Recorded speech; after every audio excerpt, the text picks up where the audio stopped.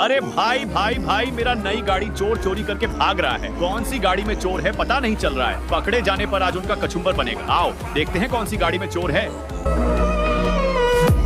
इसी गाड़ी में चोर है, लेकिन उसे देखने से पहले। बेटा, मुझे देखकर इग्नोर मत करना। इस बार जो भी एग्जाम में पास होना चाहता है मैं उसे पास करवा दूंगी, लेकिन इसके बदले तुम्हें मेरा एक काम करना होगा। इस वीडियो को एक लाइक देना, चैनल को सब्सक्राइब करना और 5 सच्चे दोस्तों को शेयर करना होगा। और जाते जाते कमेंट में माँ जरूर लिख देना। इसका तो कचुम्बर बन गया।